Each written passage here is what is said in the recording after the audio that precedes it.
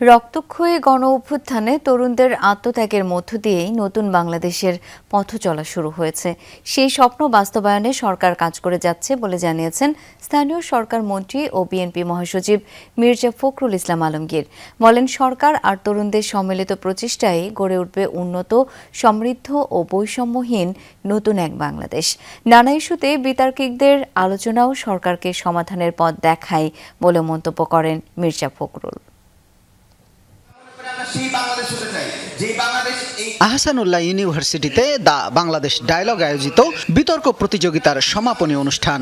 School, college ও বিশ্ববিদ্যালয় এই 3 ক্যাটাগরিতে শিক্ষার্থীরা বিতর্ক প্রতিযোগিতায় অংশ নেন।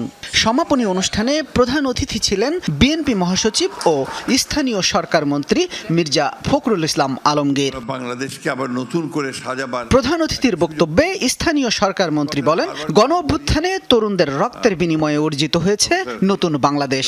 জানান, এ অর্জনকে অর্থবহ করতে ঐক্য, সুশাসন ও উন্নয়নের ধারাবাহিকতা নিশ্চিত করতে কাজ করছে সরকার। বড় রকমের একটা অভ্যুত্থানের মধ্য দিয়ে আমাদের ছেলেদের রক্তের বিনিময়ে আমরা বাংলাদেশকে আবার নতুন করে সাজাবার একটা সুযোগ পেয়েছি। একটা ফ্যাসিবাদকে হটিয়ে দিয়ে একটা গণতান্ত্রিক পরিবেশ সৃষ্টি করেছে, উদার একটা গণতান্ত্রিক ব্যবস্থাকে প্রতিষ্ঠা করবার সুযোগ এনে দিয়েছে। এই জিনিসটা কিন্তু আমাদের জন্য একটা বিরাট পাওয়া বলে আমি মনে করি। মির্জা ফখরুল আরও বলেন, প্রধানমন্ত্রী দায়িত্ব নেয়ার আগে একটি পরিকল্পনার ইঙ্গিত দিয়েছিলেন। ক্ষমতা গ্রহণের পর সেই পরিকল্পনার বাস্তবায়নে নেয়া নানা পদক্ষেপ দেশবাসীর মধ্যে নতুন আশার সঞ্চার করেছে।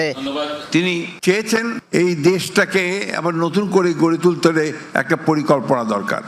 সেই পরিকল্পনা কাজ শুরু করেছেন মাননীয় প্রধানমন্ত্রী তারেক রহমান সাহেব। তিনি ইতিমধ্যে কতগুলো দৃষ্টান্ত স্থাপন করেছেন।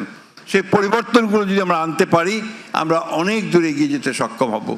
বিএনপি মহাসচিব বলেন, দেশ এগিয়ে নিতে প্রধানমন্ত্রী নিরলস কাজ করে যাচ্ছেন।